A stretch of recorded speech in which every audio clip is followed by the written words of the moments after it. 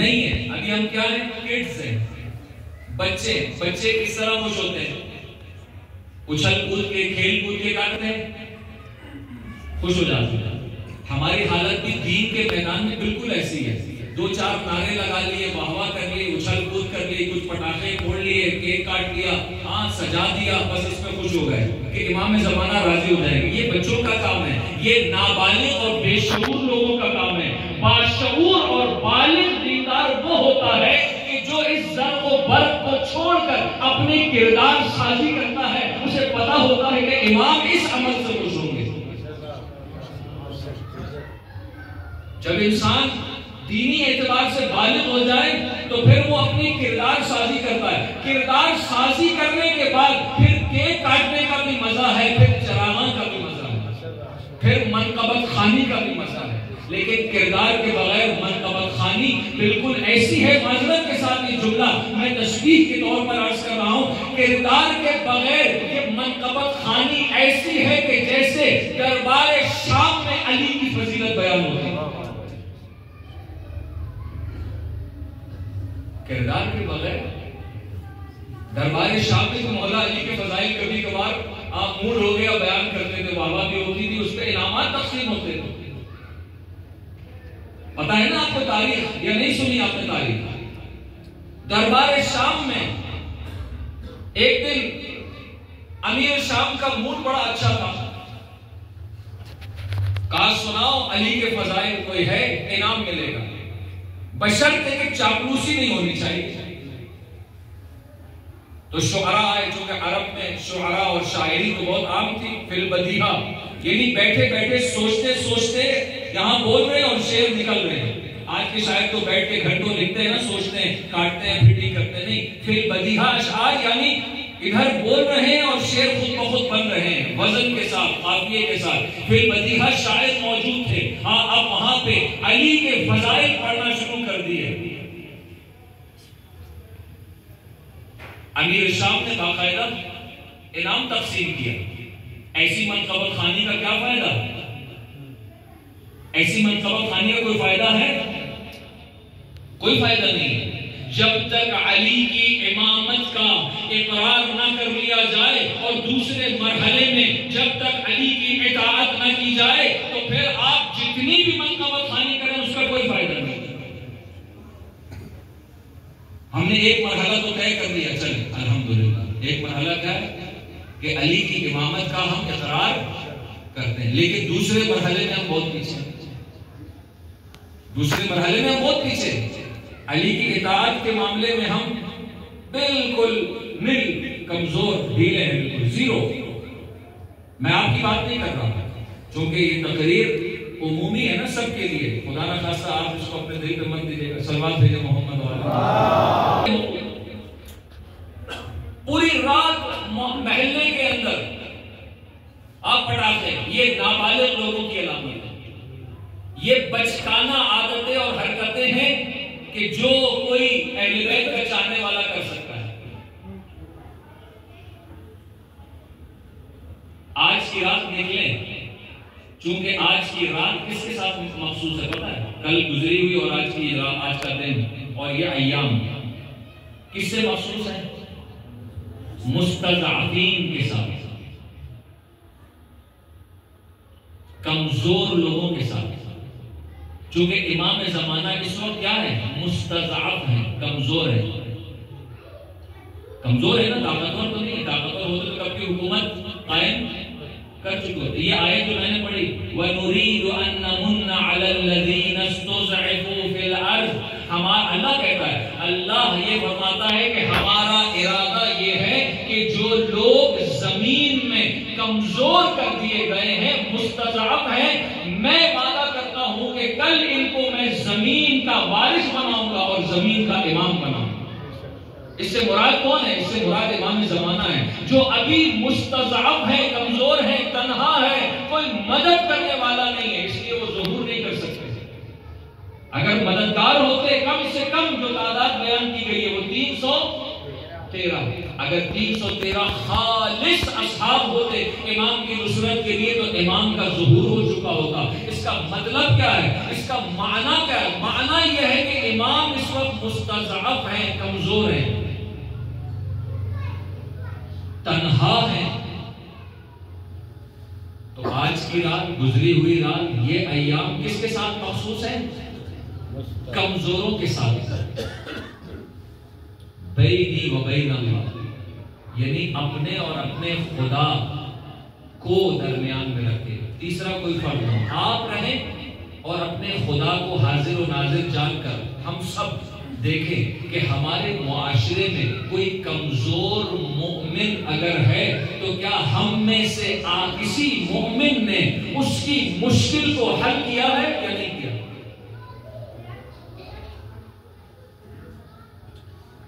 हमने उसकी मुश्किल को हल किया? आज की रात में, गुजरी हुई रात में, आज के दिन में मुस्तज़अफ़ीन के साथ ताल्लुक रखने वाला यह दिन है। तो हमारे माशरे में आज जो मुस्तज़अफ़ीन है, जो कमजोर है, हमने उनके लिए क्या किया?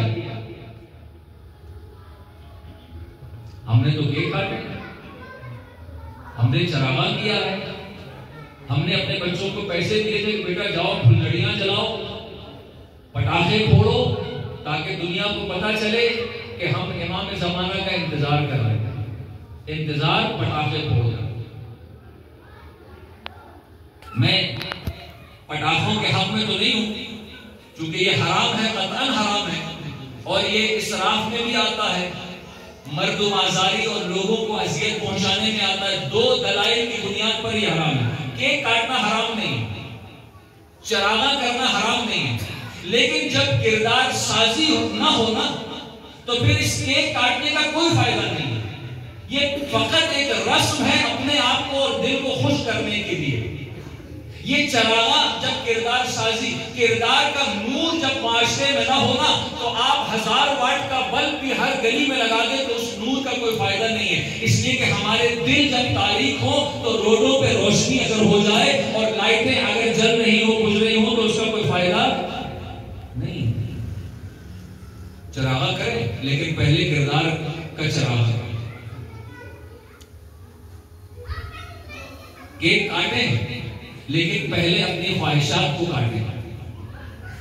अपनी ख्वाहिशात से पहले छुरी चलाएं, फिर केक काटें तो मजा आएगा। पहले अपने दिल और किरदार को, रूह को नूरानी करें, फिर उसके बाद चरागा करें तो मजा आएगा। लेकिन अगर ये दोनों चीजें ना हो, हम ख्वाहिशात के ताबे हो, हमारा दिल तारीख हो, फिर आप एक टन का भी केक काट लेंगे तो कोई फायदा नहीं होगा। और इससे ना इमाम के ज़ुहूर में कोई जल्दी होगी, ना इमाम जल्दी आएंगे, बल्कि शायद इमाम के ज़ुहूर में और ताख़ीर हो जाएगी, लेकिन इमाम के ज़ुहूर में ताजील।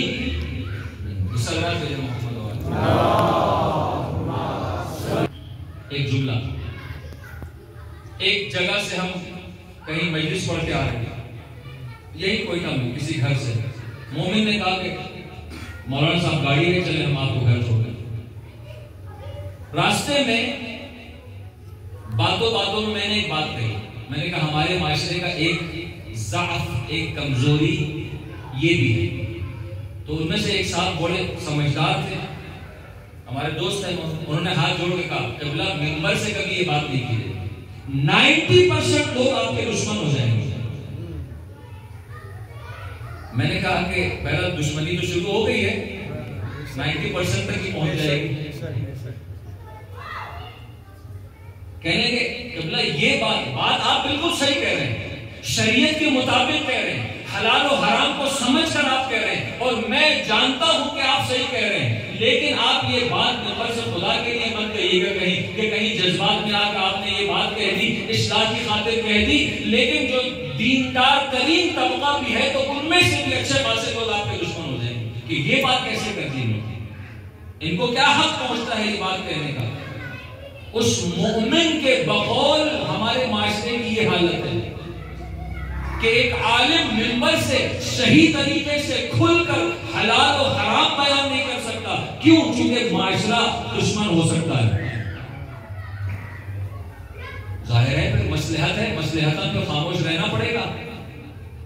क्यों? जब मेरी बात का उल्टा असर होगा फिर तबलीग का फायदा क्या है? इस उन्वान से उसने मोमिन ने सही मशवरा दिया, लिहाजा मजबूर है बयान नहीं कर सकते। सल्लल्लाहु अलैहि मोहम्मद वाला।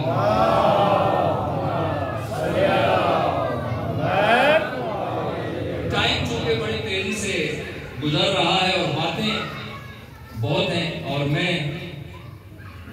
मैंने शुरू में माजरत खाई करनी थी, लेकिन शुरू में इसलिए नहीं कि सब लोग हाजिर नहीं थे। अभी अक्सरियत मोमिनीन की जो आते हैं हमेशा मौजूद हैं। कल मैं वादा करके नहीं आ सका और मेरी मजबूरी पेश आ गई, तो क़िबला बरादर अजीज व अर्जुमन आगा मुसवी साहब से दरख्वास्त की, तो उन्होंने फौरन एक्सेप्ट कर लिया हमारी दरख्वास्त। उन्होंने कहा कि अगर मस्जिद वाले भी कह देते तो मेरे लिए काफ़ी था। मैं सफ़र में था और मैंने गलती से नोट नहीं किया था, और 2 जगहों पर मैंने टाइम दे दिया था कल की रात, और वो दूसरी जगह थी, हमारे बरादर अजीज थे, तो इसलिए फिर उन्होंने बहुत रिक्वेस्ट की। मैंने कहा चलें, हम बारगाह में आगा मुसवी तो होते हैं, और भी उलमा हैं, उनमें से किसी एक से इस्तेफादा कर लेंगे, तो इसलिए कल आपकी खिदमत में हाजिर नहीं हो सका, इसके लिए मैं माजरत खाऊं। सल्लल्लाहु अलैहि मोहम्मद मोमिनीन अली इब्न अबी तालिब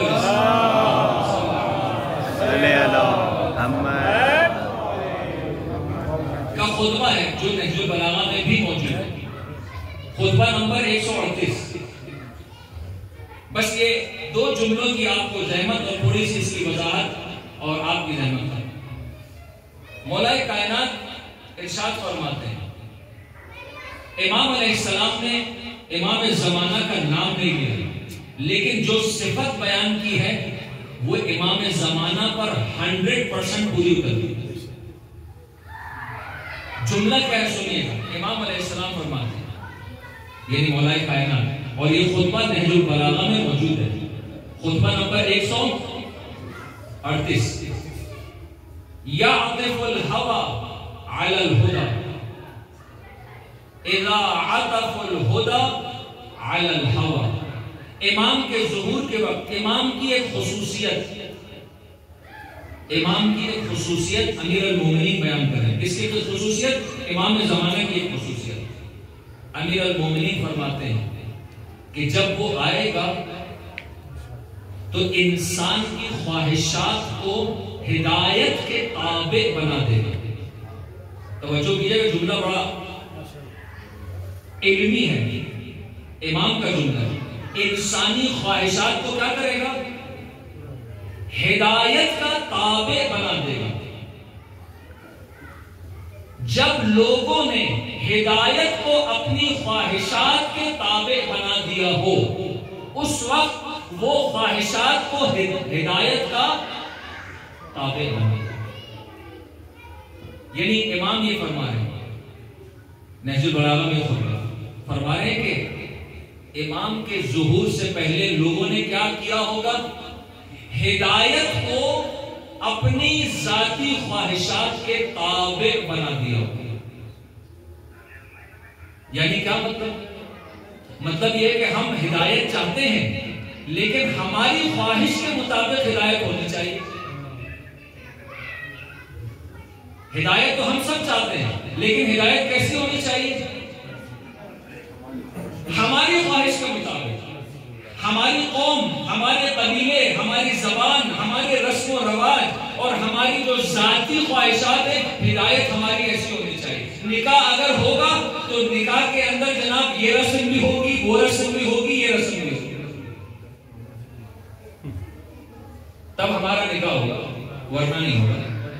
वरना वो निकाह थोड़ी होगा, वो निकाह तो नजर ही नहीं आएगा, वो लगेगा कोई इस साले सवाब का प्रोग्राम हो रहा है। लोग ये कहते हैं हम निकाह पे तिलावत करें, कोई मंतबत पढ़े, अहले बैत का जिक्र करें, तो एक ने कहा कि मौलाना साहब फिर तो वो तो एक मजलिस अज़ा या कोई इस साले सवाब का प्रोग्राम होगा, वो फिर निकाह तो नहीं होगा। मैंने कहा निकाह में क्या डांस करेंगे आप गाने गाएंगे, हराम काम करेंगे। दूसरी तरफ आप कहते हैं कि निकाह इबादत है, और इबादत कुर्बतन इलल्लाह होती है, तो अल्लाह कबूल करता है। एक आप इबादत कर रहे हैं, दूसरी तरफ आप हराम काम कर रहे हैं। और इसके लिए जुमला बड़ा खूबसूरत है। आयतुल्लाह मुज्तहिदी तहरानी अल्लाहु मक़ामहु शरीफ मरहूम हो चुके हैं गालिबन, उन्होंने कहा था कि हम नेकियों का थैला लेके जाते हैं, लेकिन खुद ही उसमें पहले नीचे सुराख कर देते हैं। जब अल्लाह के पास पहुंचेंगे तो वो नेकियां पता चला कि वो रास्ते में कहीं गिर चुकी है क्योंकि नीचे सुराख कर दिया। इबादत के अंदर हराम। कभी आपने मस्जिद से अज़ा में यहां म्यूजिक प्रोग्राम का एहतमाम किया? क्यों? चूंकि ये दोनों चीजें आपस में क्या होती हैं? टकराती हैं।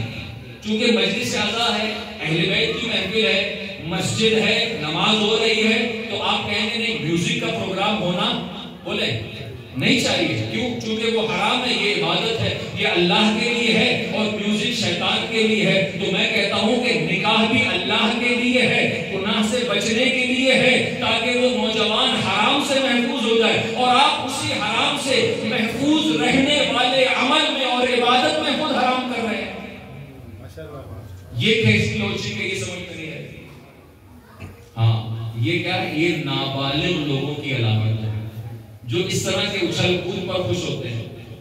जो बालिग होता है, संजीदा मोमिन, वो कभी अपनी शादी और निकाह की महफिलों में हराम काम नहीं कर सकता। इमाम ने फरमाया नहजुल बलागा में, इमाम ज़माना की एक सिफत यह है कि जब वो ज़ुहूर करेगा, लोगों ने हिदायत को अपनी ख्वाहिशात के ताबे बना लिया होगा, लेकिन जब वो आएगा तो वो लोगों की ख्वाहिशात को हिदायत के ताबे बना देगा।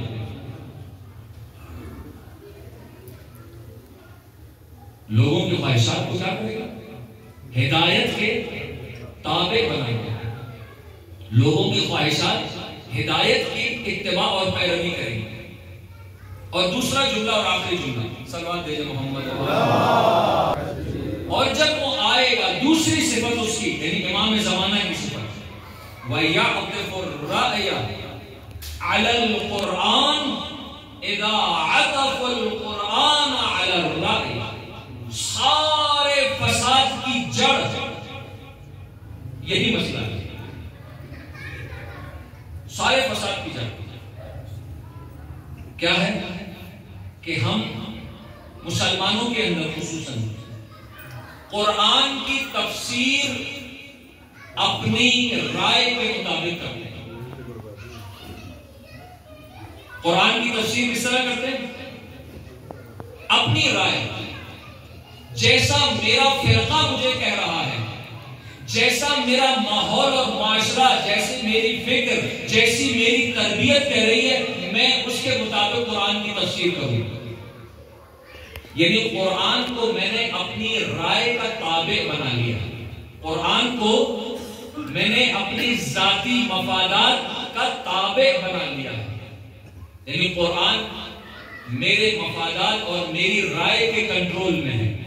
लेकिन इमाम फरमाते हैं, मौलाए कायनात फरमाते हैं कि जब उसका ज़ुहूर होगा ना, तो वो लोगों की राय को कुरान का ताबे बना देगा।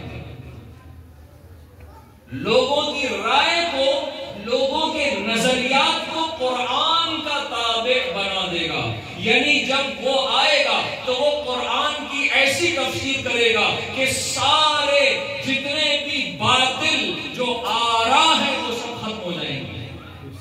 इसीलिए अभी जब हम कभी कभार हमेशा तो नहीं, कभी कभार, जैसे मैंने अभी कहा ना कि किसी ने मुझे मशवरा दिया कि आप ये बात ना करें, वरना लोग 80-90% लोग आपके दुश्मन हो जाएंगे। तो कभी कभार हम ऐसी बातें कर जाते हैं जोश में आके, बाद में उसके जो नताइज हैं वो भुगतना पड़ता है। अच्छा, जब इमाम आएंगे पता क्या होगा?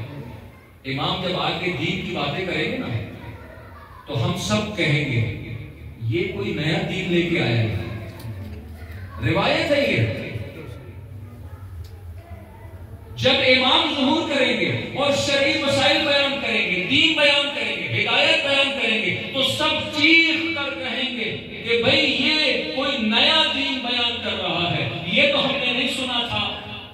आज भी कुछ लोग कहते हैं ना कि हमारे खानदान में तो ये काम कभी इस तरह नहीं होता था, हमने तो कभी ये बात नहीं सुनी थी। हाँ, ये मौलाना साहब ने एक नई बात कर दी। हाँ बिल्कुल ऐसा ही होगा। ये तो आप उलमा के खिलाफ कुछ लोग बात करते हैं ना, कुछ लोग उलमा के खिलाफ बात करते हैं, लेकिन ये हकीकत है कि जब इमाम का ज़ुहूर होगा तो यही चाहने वालों की एक बहुत बड़ी तादाद इमाम की मुखालिफत करेगी, जिसमें उलमा भी होंगे, साहिब किरदार लोग भी होंगे, लेकिन दीन को गलत लोगों से लिया होगा। तो जब गलत दीन समझा होगा और इमाम सही दीन पहुंचाएंगे तो लोग कहेंगे ये कौन सा दीन लेके आए। इसलिए कहा जाता है कि दीन को उससे लो कि जो दीन शनास हो, जो कारोबारी है उससे कभी दीन मत या अक़िफ़ुर राया अलल कुरान इदा अक़फ़ुल कुरान अलर राय। इमाम जब ज़ुहूर करेंगे तो वो लोगों की आरा और नजरियात और अकाइद को कुरान के ताबे बना देंगे। आज हमने कुरान को अपने नजरियात के ताबे बनाया हुआ है। तफसीर बिर्राय और खुसूसन अहले बैत के साथ तो इतना कुछ लोगों को बुग़्ज़ है कि आयत तत्हीर में भी उनको अहले बैत नजर नहीं आते। इससे बढ़कर दुनिया में कोई नासिर ही नहीं होगा कि जिसको आयत तत्हीर में पंचतन नजर न आए तो उससे बढ़कर नासिरी कौन हो सकता है।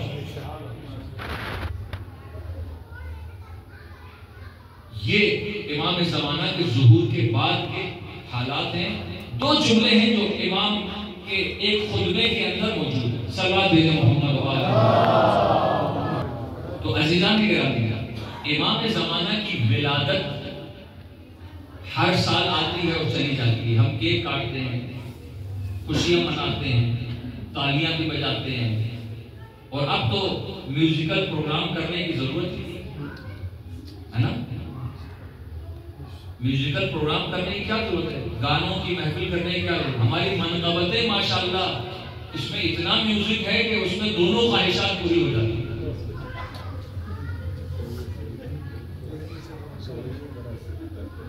एक तीर से एक टिकट में सलमान भेजे मोहम्मद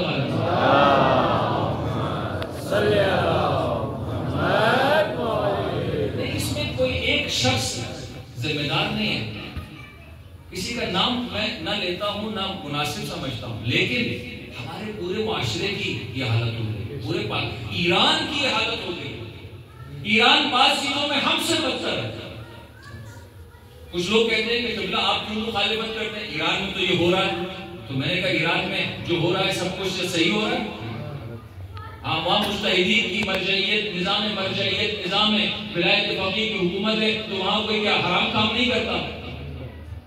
तो इसका मतलब तो ये कि रसूलुल्लाह के जमाने में तो सारे के सारे मासूम थे।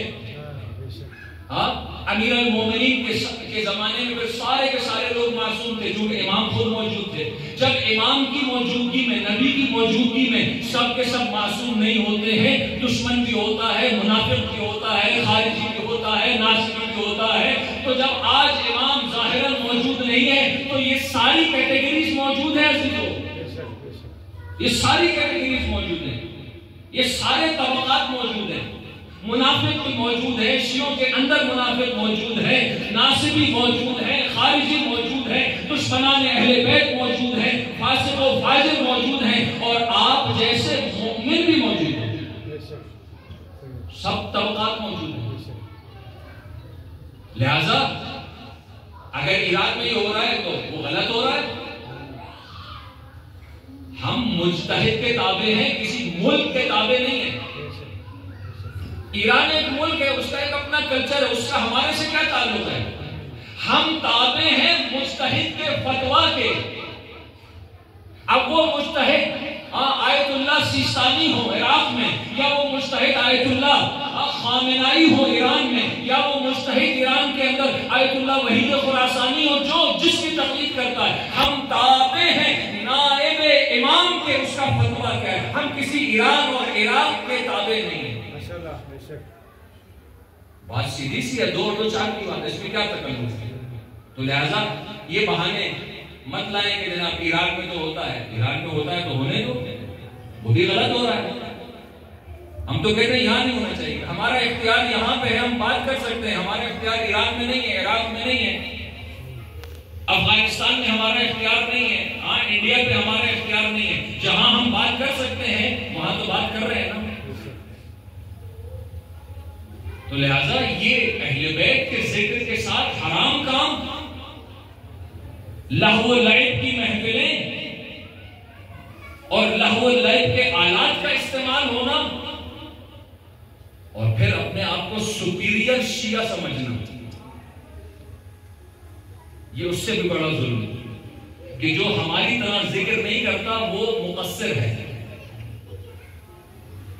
जो हमारी तरह गले फाड़ के नारे नहीं लगाता वो उसके शियत में शक है। इससे बड़ा और जुल्म क्या होगा? ये शियत पहुंची ही उलमा के जरिए है, ये शियत पहुंची ही हम तक किसके जरिए है? इन मुहद्दिसीन, इन मुफस्सिरीन, इन मुज्तहिदीन के जरिए जो 70 साल दुनिया की तमाम लज्जतें अपनी खत्म करके किराए के मकान में, एक बोसीदा मकान में 70 साल से आयतुल्लाह सिस्तानी रह रहे हैं। और जितना पैसा अरबों डॉलर या मिलियन ऑफ डॉलर जिस हस्ती के पास मौजूद है, लेकिन वो अपनी जात के लिए इस्तेमाल नहीं करता और 2 वक्त की रोटी नॉर्मल खाता है, शायद मुझसे भी ज्यादा मामूली खाना खाता है, वो दुनिया की तमाम लज्जतों को छोड़कर मकतबे तशय्युअ का दिफा करने वाला है। और वो शिया नहीं हुआ, वो मुकस्सिर हो गया। और तू जो फासिक व फाजिर है, नमाज भी नहीं पढ़ता, तू हो गया जनाब कट्टर मौला अली का शिया। ये कितना बड़ा जुल्म है। मैं सबकी बात नहीं कर रहा, हमारे बरादर अजीज बैठे हैं, सादिक भाई बहुत अच्छे नमाजी दीनदार मनकबत खान है, लेकिन हमारे पाकिस्तान के माशरे के अंदर, जो कि आपने अभी नाम लिया इसलिए मैं बात क्लियर कर दूं, खुदा न खास्ता किसी के जहन में ना हो कि ये सारी बात किसी एक शख्स की तरफ जा रही है, सादिक भाई की तरफ नहीं। सादिक भाई हमारे दोस्त हैं, बहुत नमाजी मुत्तकी परहेजगार आदमी है, लेकिन ये बात कॉमन हो रही है। वो जो फासिक और फाजिर है, शराब पीता है और शराब पी के मिंबर पे आके जिक्र अली करता है, वो हो गया कट्टर शिया। और आयतुल्लाह सिस्तानी और आयतुल्लाह खामनाई हो गए मुकस्सिर। खुदा लानत करे तुम पर। जो दुनिया में तशय्युअ का चेहरा बने हुए हैं वो मुकस्सिर हैं, और जो तशय्युअ के नाम पर धब्बा बने हुए हैं वो हो गए जनाब खालिद शिया। इमाम ज़माना क्यों जोर नहीं कर रहे? इसीलिए जोर नहीं करते हैं। इसी कोयटा के अंदर कुछ नौजवान बिगड़े हुए, मैं उनकी गलती शायद ना, उनके वालिदैन की गलती है, हमारी गलती है जो हम मिंबर से बात नहीं करते। वीडियो आई थी, नाउज़ुबिल्लाह अली अल्लाह का नारा लगा रहे, कोई 10-15 बच्चे, आपने वीडियो देखी होगी। वो हो गए जनाब कट्टर शिया। और आप जो यहाँ बैठे हुए हैं नमाज रोजे की और इस्लाम की बात सुन रहे हैं और मैं इस्लाम की बात कर रहा हूं, हम हो गए क्या? मुकस्सिर। हम हो गए नाउज़ुबिल्लाह अहले बैत की शान घटाने वाले, और ये हो गए शान बढ़ाने वाले। शान घटाना भी हराम है और शान बढ़ाना भी गुनाह है। जो शान अल्लाह ने बयान की है उस शान को उसी तरह बयान करने का नाम तशय्युअ है। जो शान अल्लाह के नबी ने बयान की है उस शान को, अहले बैत की जो शान है उसको उसी तरीके से बयान करने का नाम तशय्युअ है। जिसने घटा दिया उसने अहले बैत पर जुल्म किया, और जिसने बढ़ा दिया उसने खुदा पर जुल्म किया। सल्लल्लाहु अलैहि मोहम्मद बातें बहुत हैं, माशाअल्लाह माशाअल्लाह। दिल की भड़ास निकालने के लिए मुझे यही इमाम बारगाह मिला है, तो इंशाअल्लाह आप बुलाते रहेंगे और हम आपको सुनाते रहेंगे। अल्लाह हम सबको, मुझको खुसूसन तौफीक दे। और जी आगा मनकबत के लिए टाइम ही नहीं बचा है, 5 मिनट अगर पढ़े तो हम 10 मिनट भी पढ़ लेंगे, आपके तहम्मुल पे है। लेकिन असल में मनकबत तो मुझे एक ही आती है इमाम ज़माना। और मैं चूंकि मनकबत खान जो होते हैं वो तो रोजाना कोई ना कोई मनकबत तलाश करते रहते हैं, ढूंढते रहते हैं। जाहिर है कि एक मनकबत पढ़ना बार बार लोगों को थका देता है, तो नई नई मनकबतें होनी चाहिए। चूंकि अब मैं उस फील्ड से ज़ाहिरी तौर पर, अंदरूनी तौर पर हूँ, ज़ाहिरी तौर पर निकल गया हूँ, अब मेरी फील्ड ये हो गई ना, तो इसलिए फिर मनकबतों को तलाश करना, नई नई मनकबत ढूंढना, फिर उस पर काम करना, ये पॉसिबल नहीं होता। लेकिन एक मनकबत है जो आज की खुसूसी शब में यानी नीमा शाबान की तारीख के हवाले से मुनासिबत रखती है वो मनकबत और उसके एक दो अशार आजी साहब और बाज़ दोस्तों की फरमाइश पे सल्लल्लाहु अलैहि मोहम्मद वाले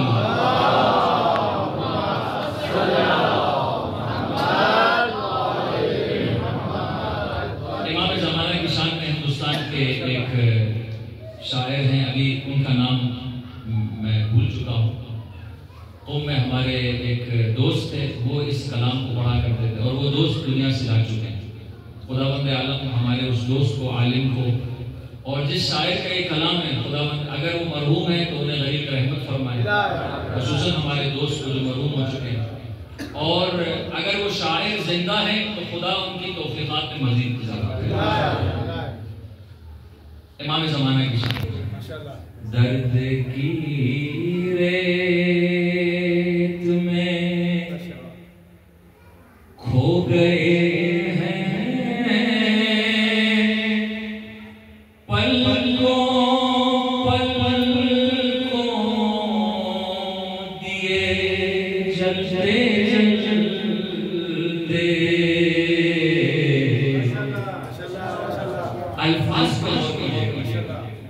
अल्फाज का बहुत बहुत उर्दू के बड़े बड़े खूबसूरत अल्फाज जिसमें एहसासात की अक्कासी होती है का इस्तेमाल किया है शायर।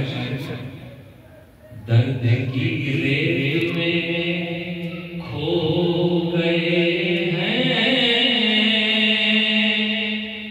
पलकों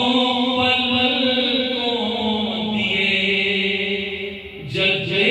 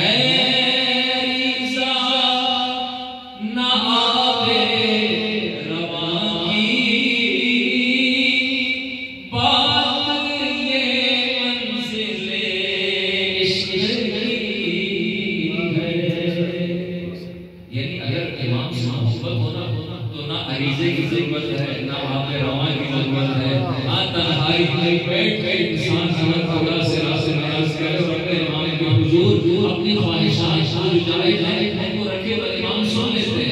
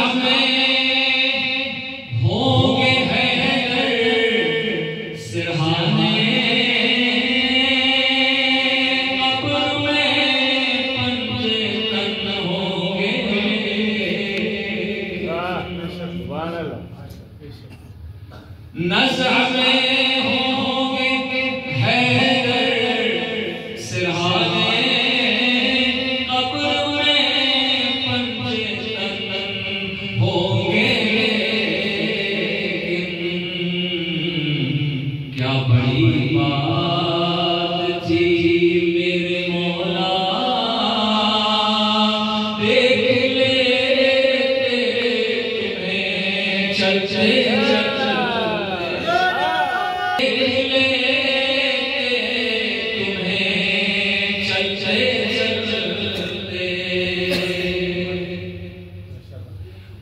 और ये शेर खास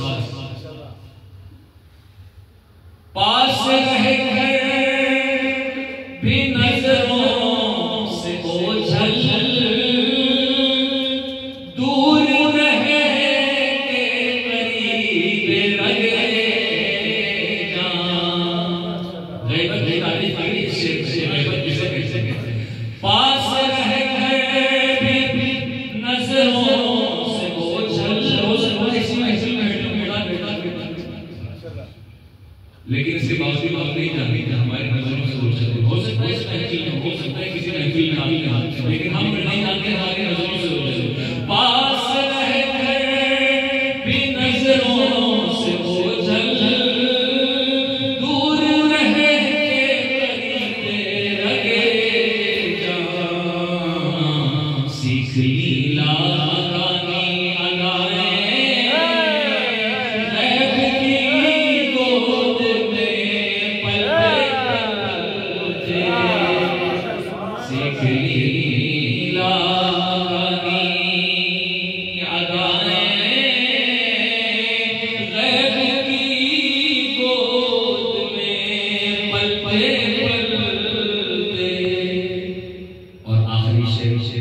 जो हमारे हालात की थोड़ी बहुत नकासी का मस्जिदों में नमाजी न होंगे, महकदों में बड़ी भीड़ होगी।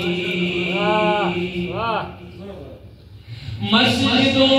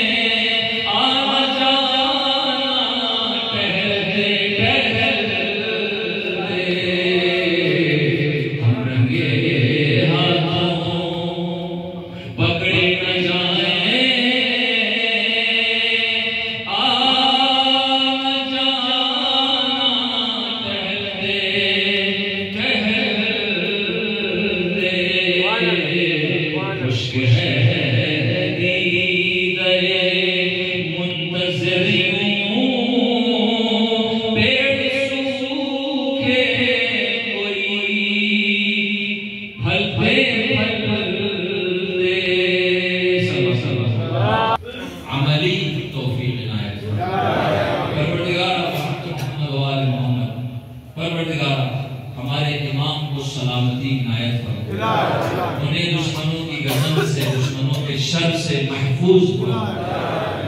मोहम्मद और आले मोहम्मद जितने भी मोमिनीन दुनिया में जहाँ कहीं बसते हैं और अपने इमाम के लिए खुशियाँ मना रहे हैं, उन सबको दुश्मनों के शर से महफूज फरमा।